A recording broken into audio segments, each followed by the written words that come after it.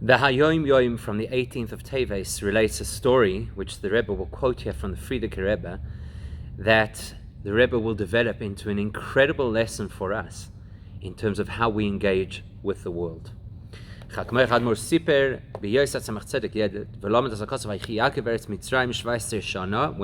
Tzedek was a young child, and he learned the opening pasuk of this week's parasha, that Yaakov lived for 17 years in Egypt. Tirgem loymori al pi pirish habalaturim shes yudzayin shenoisav hamuvchorois chai Yaakov Mitzrayim. Yaakov Avinu had gelebt die 17 beste Jahren in Mitzrayim. So his teacher, the Tzemach Tzedek's teacher, shared with him the interpretation of the Balaturim that Yaakov Avinu lived the 17 best years of his life in Mitzrayim. The Tzemach Tzedek was quite surprised to hear this. So when the Tzemach Tzedek came home, he asked the Alter Rebbe, his grandfather, Hayitochen, Yaakov Avinu bechira avos, yumivchar shnois chayav yudzayin shana shagaberetz mitzrayim erbas haaretz. How is it possible that Yaakov, who is considered the choicest out of all the three patriarchs, Avraham, Yitzchak, and Yaakov, that Yaakov should have lived the 17 best years of his life in Mitzrayim? Vayaneu admar azaken. So the Alter Rebbe explained to him. Ksiv, the pasuk tells us previously, that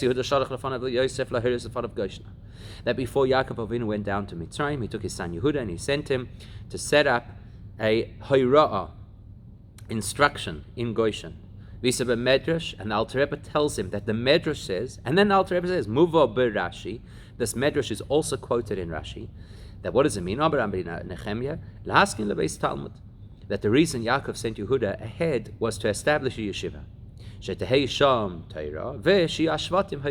And that would achieve two things. Firstly, that there would be Torah in this yeshiva, and secondly, that the Shvatim would engage with Torah learning.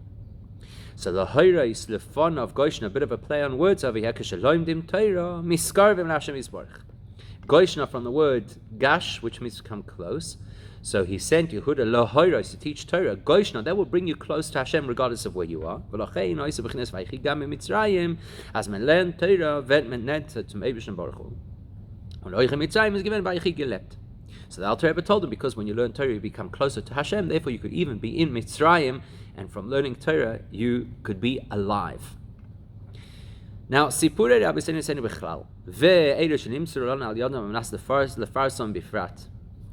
Those stories which are passed down by the Rabbeim, and especially the ones that we are that we are given the opportunity to share, so they're meduyokim heim. They're absolutely letter perfect. Meaning to say that every detail of the story is uniquely chosen to convey a particular message. Could you do it b'chol prateim in every single detail?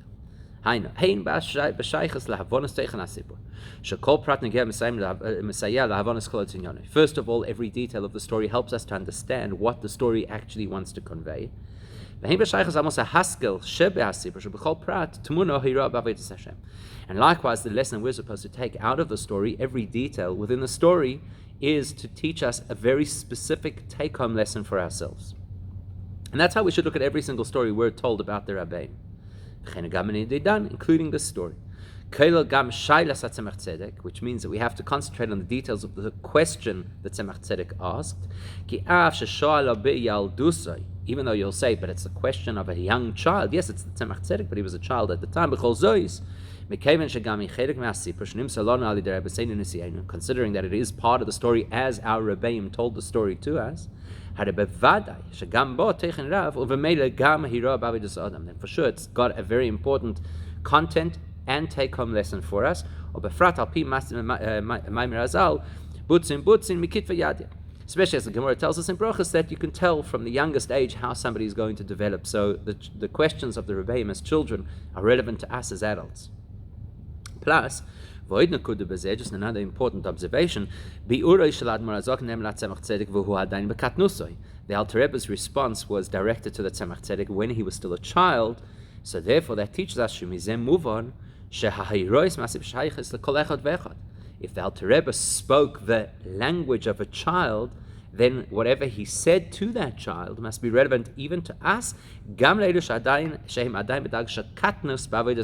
even if we are so-called immature in our connection to and serving Hashem. Well, this is a lesson that could be shared with a child. So we have to ask ourselves, what does the story share with us? Why are the details delivered in the particular way that they are, and what does this teach us? Now, obviously, once you look at the story and you start exploring details, you may have a couple of questions, as we're about to have. At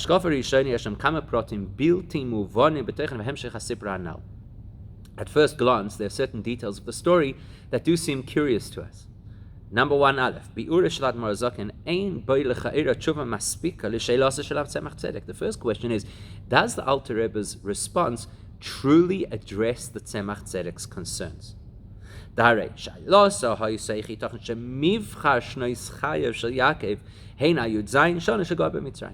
What bothered the Tzemach Tzedek was, how could the best years of Yaakov's life dafka be the years in Egypt?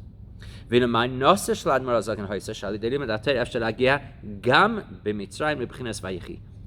the Alter Rebbe seems to say that it is possible that even in Egypt you could still have good years. The Tzemach Tzedek wanted to know how are they the best years, and apparently the Alter Rebbe just tells him how they could still be good years. Has the Alter Rebbe really addressed the question of how these were his best years? Question 2, base. Considering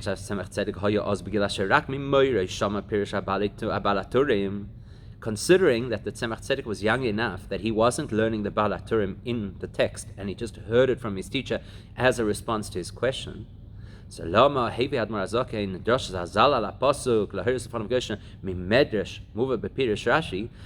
then did the Alter Rebbe choose to respond to the Tzemach Tzedek, dafka quoting a medrash, and then telling us the medrash is in Rashi? Why didn't the Alter Rebbe just refer the Tzemach Tzedek to Rashi, which he probably was learning at school? So clearly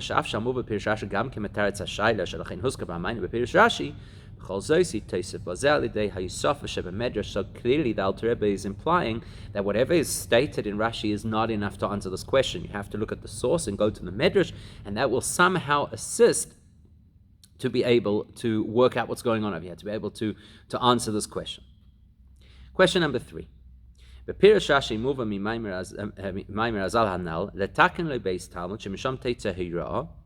the original Rashi that the Alter Rebbe is referring to says, why did Yehuda go down to Egypt? In order to establish a place of teaching Torah. The piece that is added in the medrash that Rashi does not quote is not only should it generically be a place of Torah learning, but specifically that the Shvatim, the brothers of Yosef, the tribes, should learn Torah. So that we also have to understand. Surely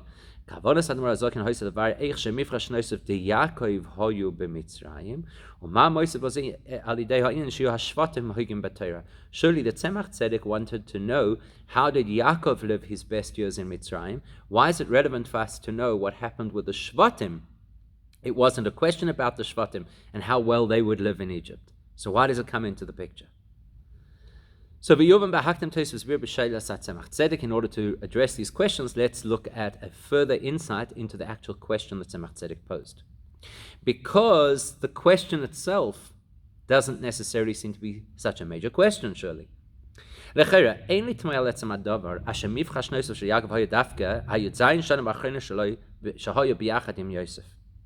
Surely it's not such a big question that Yaakov's best years of his life were the 17 years he was reunited with his favorite son Yosef. It's not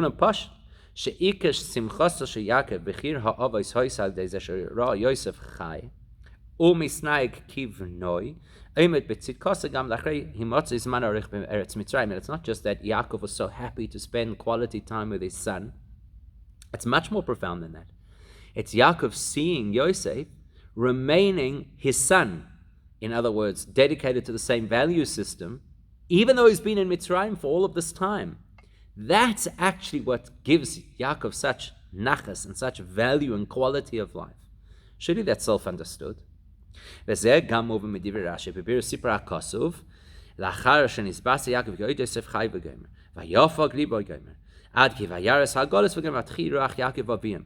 have a clue about this already from things that were said in the previous psukim, where it says that when Yaakov heard that Yosef was alive, this is in the previous parasha, and initially he kind of grew faint over it, and then when he saw the wagons that Yosef had sent to him, that woke his spirit again. What does that mean? Shedafka kiros Yaakov es ha'agalois os vatechi ruchai. It's dafka when he saw those wagons, that's what rejuvenated his spirit. Why the wagons? So Rashi tells us, Siman Moshe lehem b'mei haya oisei Parshas Eglah Harufa. Rashi tells us Agala, wagon, is an allusion to Egla Arufa, the unique halacha that Yaakov and Yosef had learnt just before Yosef disappeared. So this was a tremendous sign, not just a sign of it is actually my son and he does actually want to reconnect, but more important, he still cares about the things we learned 22 years ago. Ushleimusa ba'a b're'oise sheYosef oimed b'matzav ruchni na'ale v'seirasa v'tzidkasi moike kedem v'simkemi kedem, so we can appreciate Yaakov's simcha, his 17 years of love and life and excitement and enthusiasm, is because he knows that Yosef is still a tzaddik. That's actually what Yaakov says to Yosef when he comes down to Egypt. He says, now that I've seen your face that you are alive, unbelievable. I don't need anything further in my life. What does it mean? That I've seen your face, and now I know you're alive? What do you mean? You've seen his face, and now you know he's alive. What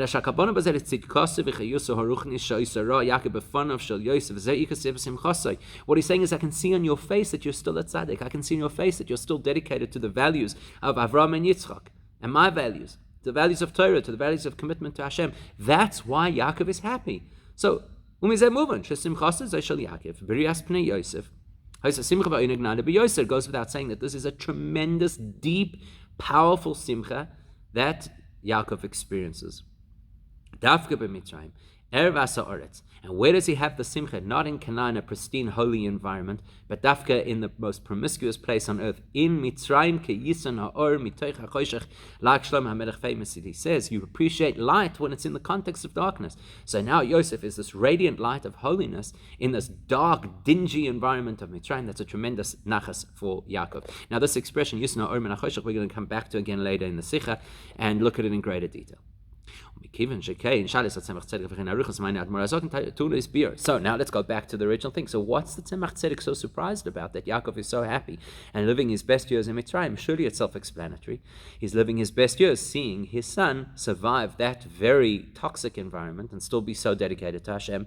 And why does Alter Rebbe feel the need to give a whole lengthy explanation? He could have just said that. So let's understand what's going on over here. It's not just about a location. It's about a concept that relates to all of us in our lives. The explanation is Mitzrayim, as we very well know throughout Chassidus, we always say that Mitzrayim is derived from the words Mitzrayim ugvulim, limitations. What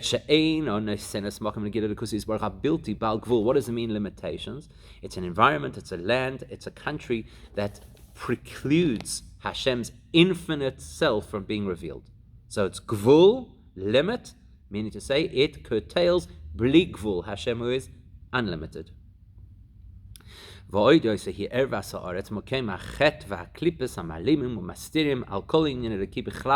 fact, not only is it a place that limits godliness, but it's dafka erva sa'aretz. What is erva? Erva, Rashi says, is something which covers, something which blocks, something which hides.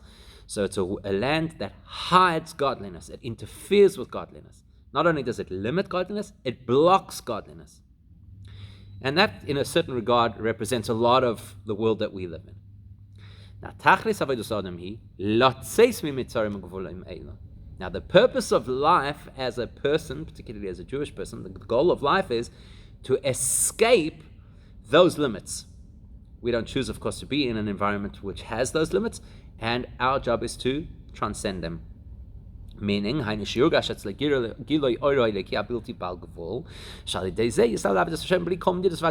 we should feel Hashem's infinite capacity, infinite power, and therefore we should be willing and capable of serving Hashem without any limits. So Mitzrayim might be the de facto reality that we live in, and the whole of Judaism is Yetzias Mitzrayim, to break out of it. And this is the question that Tzemach Tzedek posed to the Alter Rebbe.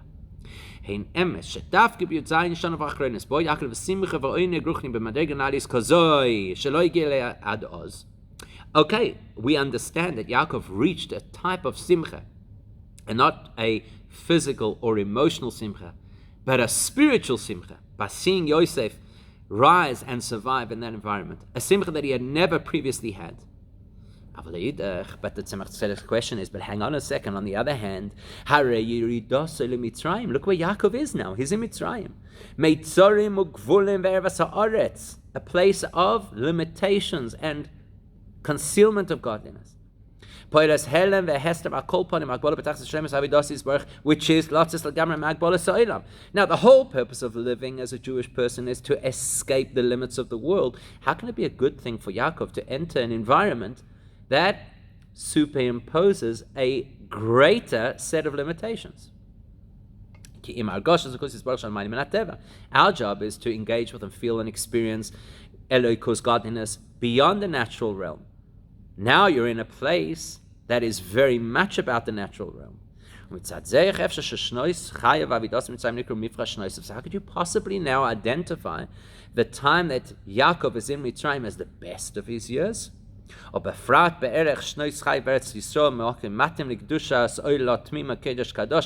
could you possibly compare this environment to the environment of Eretz Yisrael, as we know from Yitzchak Avinu, that's the environment for somebody who's absolutely dedicated to Hashem, the holiest of holies?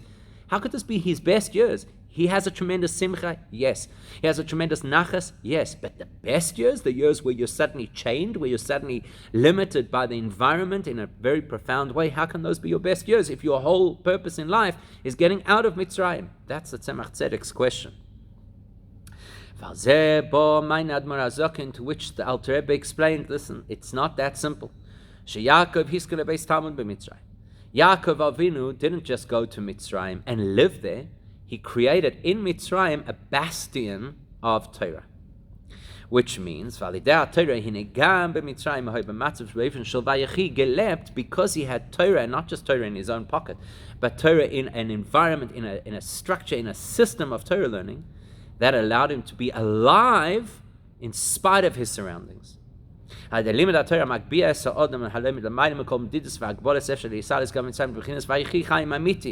That's actually the lesson, that through engaging with Torah, Torah is completely beyond the limitations, the boundaries, the obstructions of this world. So therefore Torah is able to lift a person to a point where all of the issues and the barriers and the obstacles of the world are irrelevant. You can rise above them all and you can actually live, and live truly, chaim amitim, real living. Vatam, how's that possible, you'll ask? Torah is rooted in the essence of Hashem. Obviously, Hashem's essence is beyond the concept of higher realms, lower realms, more limited, less limited. Torah also has none of those limitations.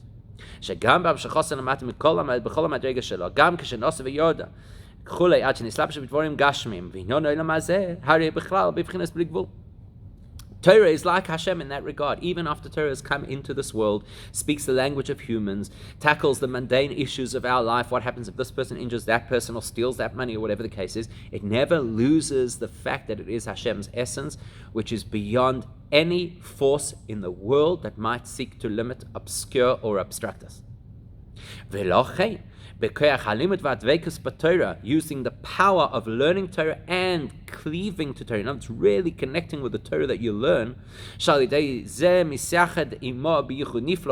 Alter Rebbe says in Tanya, when you learn Torah, you become one with the Torah in the most incredible, extraordinary way that nothing in our realm of existence can emulate. There's where you're completely united from every angle. Therefore, it's possible that the Torah can empower somebody. Torah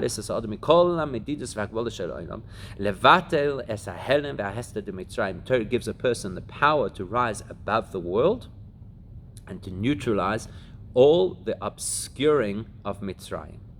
That's the message over here. Yaakov's personal simcha at seeing Yosef in such a good position is one issue. But more than that, and more profound than that, is the fact that even though he's in Mitzrayim, he sets up a bastion of Torah which allows him, and as we're going to see, all those who engage with him in this Limud HaTorah, to completely elevate themselves beyond anything that Mitzrayim might want to impact them with.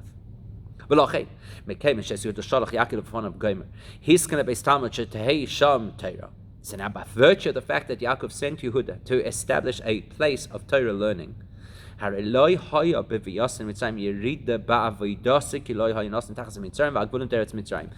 Tzedek's question was, how could Yaakov's life be so good if he is shackled by the limits of Mitzrayim?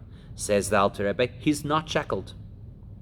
Because he sends Yehuda down, and because now there's a there's a house of Torah learning that will influence the environment, you are now not caught by the environment. You're not limited by the environment, and you can live the truth of your values, and you can live the truth of connection to Hashem even in Mitzrayim.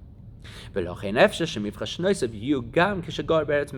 that's the response of the Alter Rebbe to the Tzemach Tzedek, that you could be in Mitzrayim and it's irrelevant. It won't in any way dampen the value and the depth of experience of your life. Okay, so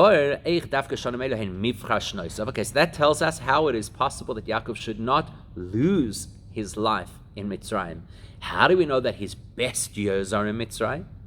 So for that,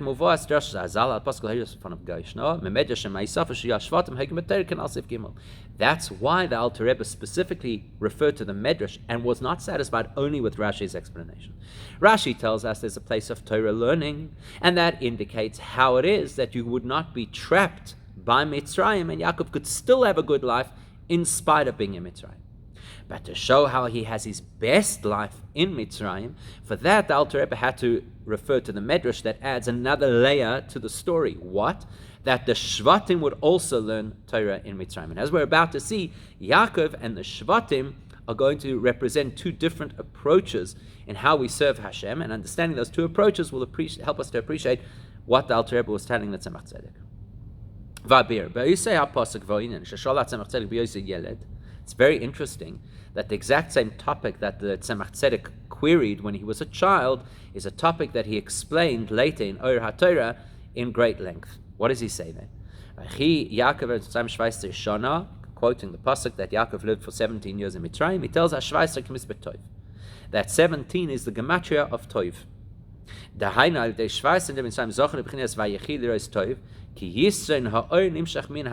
We already saw this phrase a little bit earlier. Now we're going to see how it comes into play in the Sikha, because the Tzemach Tzedek says, what is the Tov? We do know that the first time the word Tov is ever used in the Torah, it's used in the context of light. And so often throughout Torah, Tov is seen as a representation of light, like when Moshe Rabbeinu was born, his mother saw that he was good. Says the Gemara immediately that Nismala Habayis Kuloi Or, that the whole house is filled with light, because Tov equates with light. Says the Tzemach Tzedek that the 17 years that that Yaakov was in Mitzrayim, those 17 years, 17 is the gematria of Tov. Those were 17 years of goodness. What does goodness mean? The goodness of light that comes out of the darkness. Which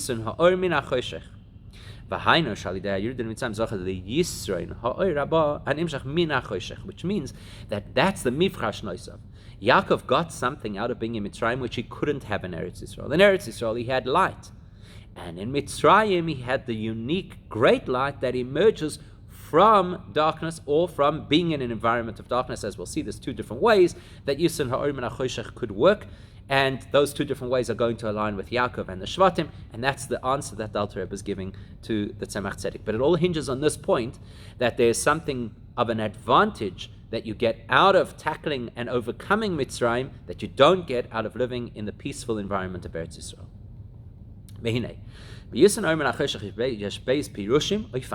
When we use the expression, the advantage of darkness of light from darkness, there are two ways to explain it, which implies that there are two ways in which that works. The simplest way to explain it is you have an environment that is dark, and now that you illuminate it, you say, wow, Yisr and Ha'or, wow, look how beautiful this is. Remember how dark it was before, and now the lights have come on. In fact, that's actually what happened in the middle of this year, right? I don't know if you may or may not have noticed, the lights went out for a couple of minutes. And then when the lights come back on, oh, what a pleasure. Look at this. The lights are back. It's great. Yisr and Ha'or min HaChoshech. Because we were in darkness, we now appreciate the light. And it says,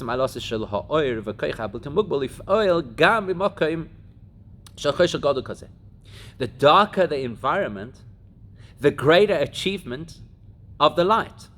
You could even overcome such darkness, so the greater appreciation that we will have for the light. That's method one. Method one is there is darkness, and now that I've generated light successfully into this darkness to dispel it, I really appreciate the value of light.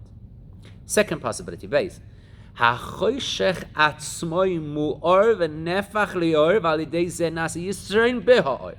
second is a far more profound concept, and that is where you get not just to dispel the darkness because now you have light, but where you transform the darkness itself into light, which means you now have a greater light than what you had before. Previously, you only had light that comes from a light source, and now you have light that comes from a dark source, which is mind-blowing. Which means the light now has something greater as a result of being in this environment called darkness. So the light now has something greater than it had when it was just regular light. Just to better understand the distinction between these two explanations. If you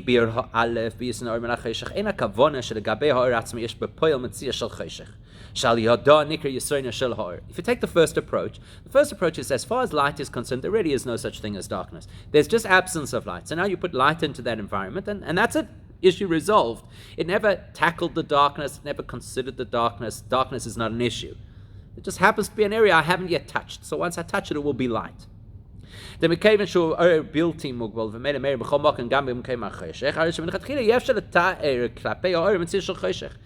the nature of this light is this light will shine anyway. It's technically built in mugbal. It doesn't have a limit. There's no place we can say, oh no, light cannot go there. So the darkness isn't an issue for it. The darkness is just an area that the light hasn't yet reached. It's not a real, tangible opposition to light. There is no place where light cannot travel. We're not talking over here about a black hole. We're talking about the world as we know it. There's nowhere light cannot travel. If there's no light in that environment, it's just because it hasn't reached it yet, or we haven't opened the door, or flipped the switch, or whatever we have to do. But the light does not wrestle the darkness to get it out of the room. In fact, it doesn't even consider darkness as a real issue. Therefore,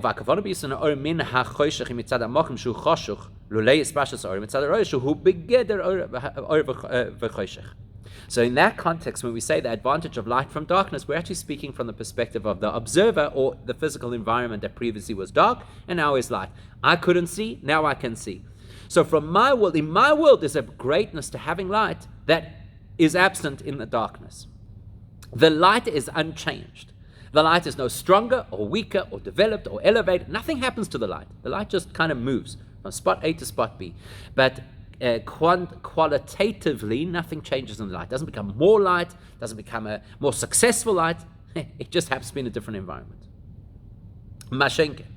Lebir habeis yisnach or nimshach mina choshech atzmai.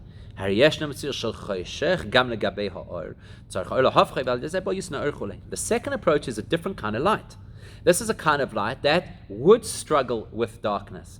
It cannot just naturally overcome the darkness. But when it does, it is now upgraded. Previously, I was a light that tackled darkness and was, so to speak, afraid of the dark. And now I am a light that, wow, I did it. I overcame the darkness. I got the darkness itself to shine. Now, this is what's going on over here when we talk about Yaakov living is light and goodness, in Mitzrayim, a place of darkness. That by Yaakov going from Canaan, which is a place where for him was a place of light, into Mitzrayim, which is a place of darkness, something will change and something will be added to Yaakov's experience of life and of light, which he did not previously have. So it's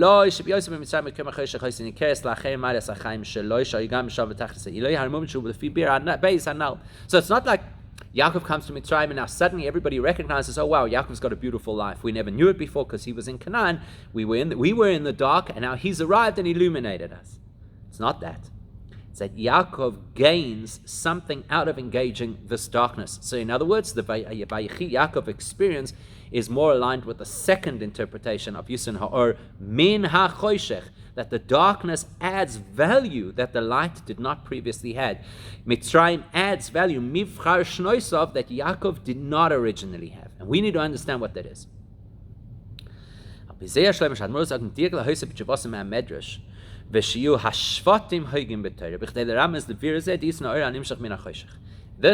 why the Alter Rebbe, when he responded to the Tzemach Tzedek, Dafka included the words of the Midrash, because the words of the Midrash talk about how the Shvatim would also learn Torah. That detail speaks to this issue of gaining more light or more quality of light from having tackled the darkness. What does that mean? Well, we know that there's a fundamental difference between Avraham, Yitzchak, and Yaakov, and the Shvatim. Okay, let's leave Yosef out of it, because Yosef is more aligned with the Avos, but that's not relevant to our conversation now. In Chassidus,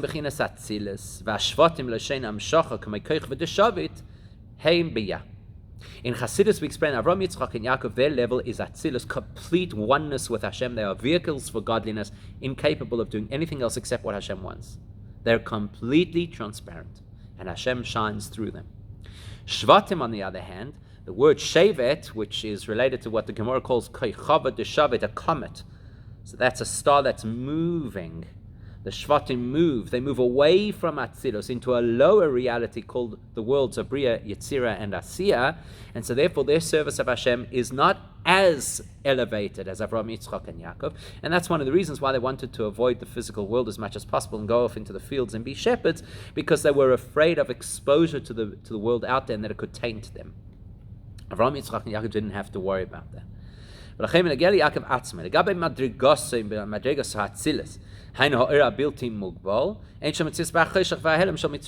Yaakov's perspective, Yaakov is in the realm of Atzilus, and therefore Yaakov is in a realm of absolute godliness and nothing else exists.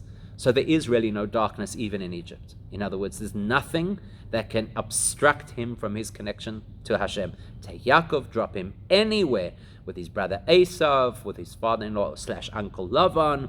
In Egypt, it doesn't make a difference. He has an even keel right throughout. He's absolutely dedicated to Hashem, and he doesn't recognize a problem. There is no darkness. I'm connected.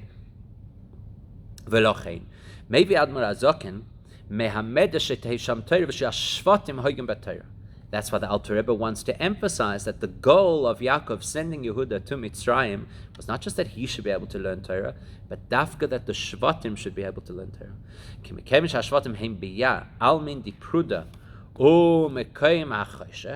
Because the Shvatim, they relate to the lower worlds, which can feel detached from Hashem and can be impacted by darkness.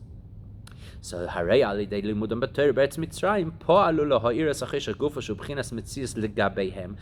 greatness of this act is not that Yaakov has his best years, as much as that the Shvatim are now empowered, that even though they are afraid of the dark, they are afraid of Mitzrayim's influence, they can rise above it through the strength of Torah and actually gain from that struggle, gain from engaging the darkness and come out with a more powerful light of their own.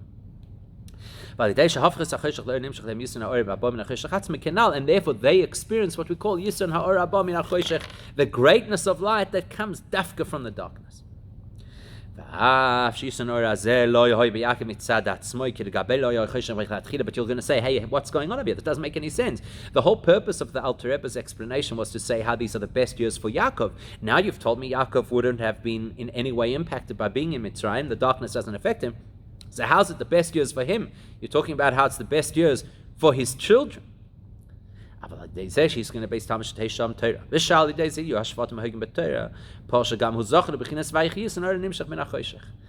fact that Yaakov established a system that would not only protect his children, but would empower them to transform darkness to light, even though he personally did not wrestle the darkness, because there's Yisron Ha'or Min HaChoshech, because there's a benefit to light, what that comes from darkness, out of overcoming the darkness, because Yaakov empowered them to successfully do that, he enjoys the Yisron Ha'or, the additional degree of light, of revelation, of elevation that Mitzrayim potentially had to offer. As we explain in Chassidus, that by doing avodah in the lower realms, Bria, Yetzirah, and Asiyah, as we do Torah mitzvahs in the lower realms, it actually adds greater revelation of godliness in the world of Atzilus, even though that is a world of godliness. So by the same token, by Yaakov encouraging and empowering his children to transform their world, he benefits spiritually too. This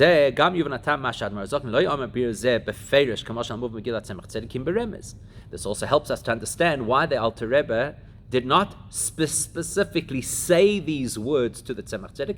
He just alluded to it by saying there's a medrash and kind of giving us a hint at the message we've just developed, but he doesn't say it explicitly. Why not? Because he's talking to a child, and you have to be careful what you tell children. The appropriate way to serve Hashem is what we call the straight and narrow. Do things as they're meant to be done, which is the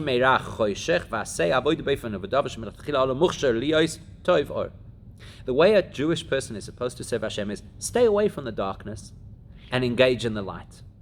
In other words, don't go to Mitzrayim. Mitzrayim is a place of darkness. Sumera, go away from the darkness. You tell a child, that's what you tell a child. You tell the child, life should be pristine.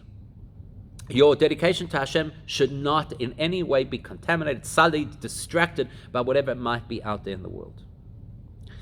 But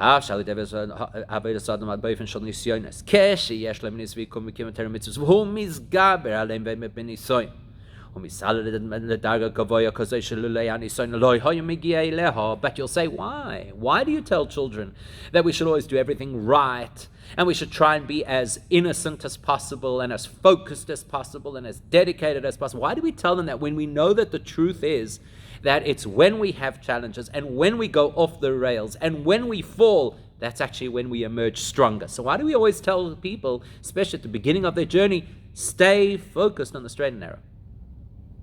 Especially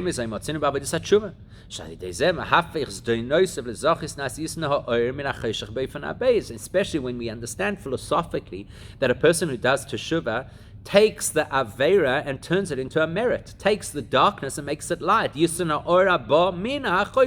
second interpretation of the value of light over darkness when it comes from transforming the darkness itself. So why do we shy away from that? Why do we always tell children, don't go there, don't think that way, avoid Aveiras at all costs? Why? Because all of these wonderful things, the potential upside of falling, is only b'di'eved in case of emergency. It's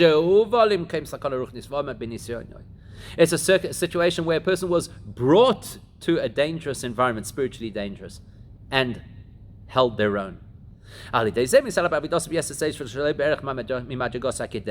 that person flies, that person is completely elevated in an exponential way to a level way beyond anything they were before. So then,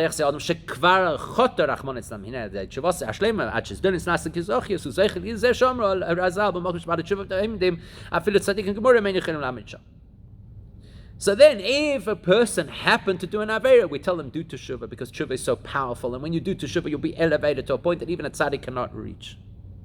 But that's only after the fact. But halacha is clear, you're not allowed to put yourself in danger's way. A person may never put themselves into an environment where they could potentially fall, where they could potentially sin. Can't say, I'm going to go into that and that place to show you how strong I am. Not allowed to do that. And you're definitely not allowed to choose voluntarily to sin so that you'll have the opportunity for this wonderful, great thing called teshuvah. Not only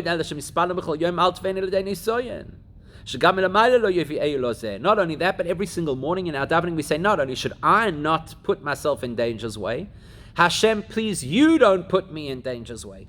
Please don't put me where there's temptation.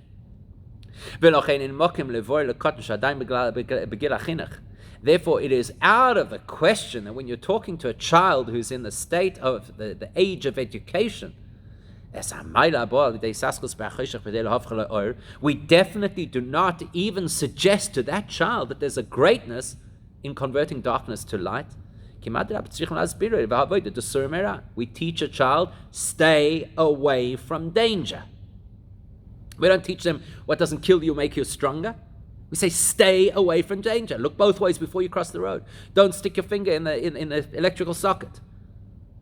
Don't touch the hot stove. We don't say, from that you'll learn to be stronger. Stay away from Averis. That's why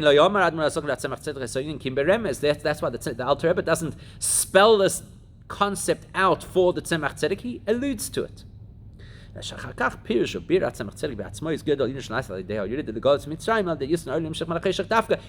and years and years later, when the Tzemach Tzedek himself is an adult, then he himself explains this concept.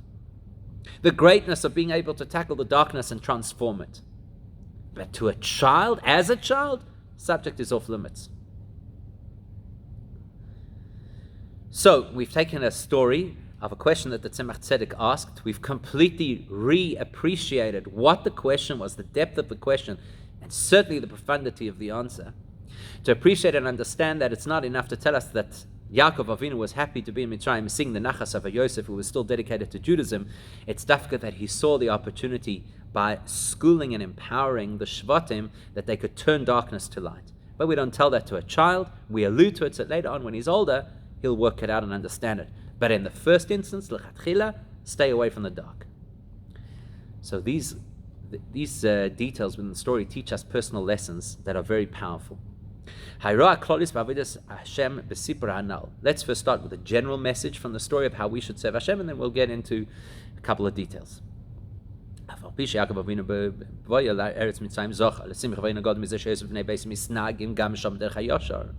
spite of the fact that when Yaakov came to Mitzrayim and saw his whole family living dedicated to Hashem, it gave him tremendous joy and pleasure. Still, the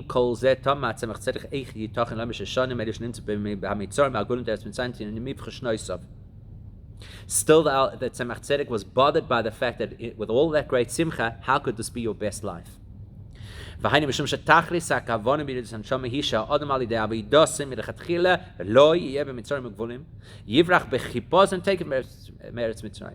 first lesson from the story is, as the Tzemach Tzedek alluded to, and obviously he had a tremendously good chinuch, to know this at a young age, besides the fact that he's obviously a Rebbe, know that it should be a major question in our minds. How could anybody entertain the possibility that living in Mitzrayim is good?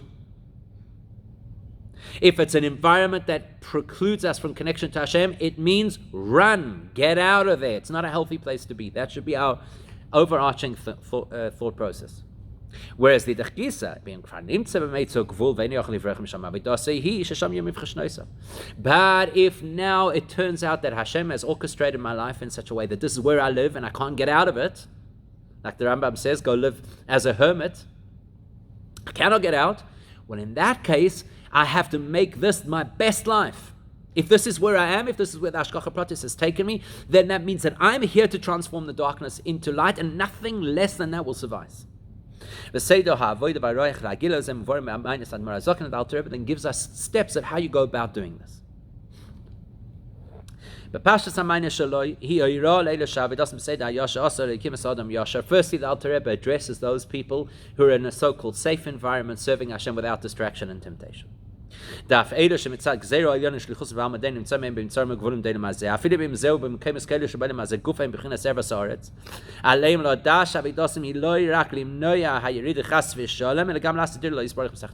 the Alter Rebbe addresses the next class of person. Next class of person, you landed up in Mitzrayim. That's where you are. Erev HaSa'aretz. Your environment is completely antithetical to Judaism. Don't fall. Don't just protect yourself. Make that a place of holiness. Even if you're in the most promiscuous, horrible place on earth, your job is to bring Ein Sof, Bli Gvul, infinite godliness into that place. How?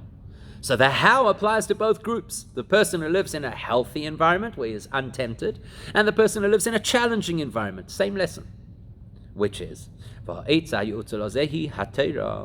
שהילדי לימד התורה שגיל חכמוס רצון יסברך שלמעלה מהגבולת ושינויים נתעכך להסעלס מעל המצרים וגבולים כנ"ל. Learn Torah. Because Torah links in directly to Hashem's essence, which is beyond any of these challenges and any of these limits. Engage with Torah and you'll be beyond those challenges and limits. Not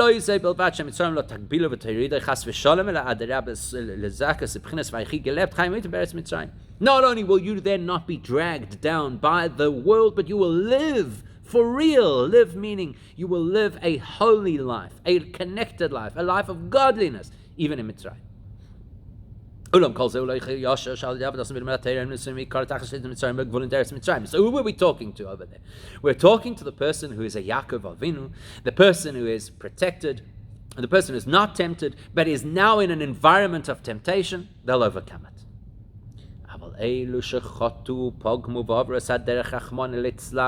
That's the advice you give somebody in the first instance. What about those of us who failed, who have messed up? What's the message to us? So if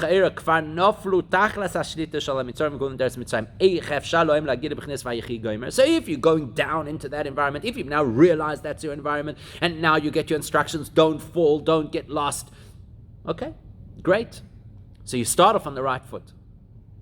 What of those people who started on the left foot, who've already messed up, who've already got sucked into that environment, who already feel they can't pull their head out from the clipper? What do you tell them? They're in Egypt. They're slaves to Egypt. What do you tell them? That's what the Alter Rebbe alludes to. Don't give up hope.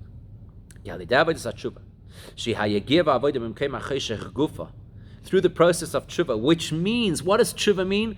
Fighting through those temptations, struggling with the darkness. Tshuva doesn't mean getting out of there. It means while you're in there, you're still doing tshuva. Not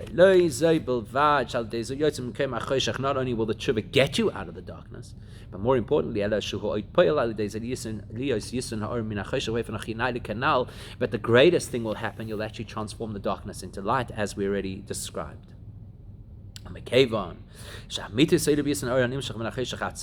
And as we've already identified, that actually the greatest light is when you transform darkness. That's even more special than light in its original pristine form. So maybe the guy who lives in a pristine environment will say, what do I need this for? I'd rather go there. Let me get into the dark, into the dirt, and I'll also have this advantage. Look what you're telling. You've just told the person who's failing dismally about the incredible opportunity that they have with tshuva. I'd like some of that too. Why should I live over here in my little cocoon? And by the way, it doesn't mean that you live in a frum neighborhood. That could mean that you're a shliach somewhere, but in your world, you're cloistered, you're cut off, and you say, maybe I should taste a little bit of the world, so that I could also have the opportunity for Yusuf and Orim and Achoshech. That's why the Alter Rebbe only alluded to this greatness and didn't say it explicitly, because he didn't want to encourage people to look for it. It's not what a person should choose to do. As we very well know, the Gemara tells us that a person who says, let me do an Avera in order to facilitate doing Teshuvah later, guess what? They won't give you the opportunity to do Teshuvah, and in fact that means the person will slide all the way down to lower and lower spiritual states. But you're still going to complain. Why should I lose? That person who happens to have grown up in an environment or happens to have made poor choices and now they messed up their life. Now you're telling me that they have greater opportunities than I have? They have Yisra, Orim, and Achoshech that I'll never have because I happen to be a goody two-shoes, because I happen to be a person who's focused, because I happen to be a person who's refined? So I should lose out on this wonderful opportunity? I'm serving Hashem, and because of that I'm jeopardized that I cannot gain the ultimate experience, which is turning darkness into light. Doesn't seem right. The Alter Rebbe tackled that too, also not overtly but alluded to it. We're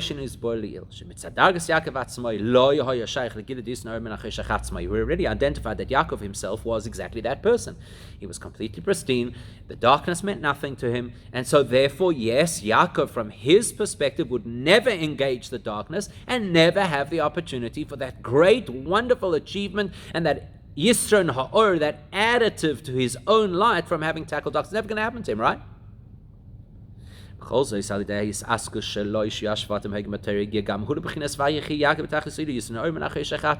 you see? Yaakov also had that great advantage, not because he tackled the darkness, but because he empowered those who were struggling with darkness to overcome it and transform it. And therefore, Vayechi, Yaakov, he actually has his best years without having to actually go into the realm of darkness himself, just by empowering those who are battling the darkness, which has a very powerful and practical lesson for us.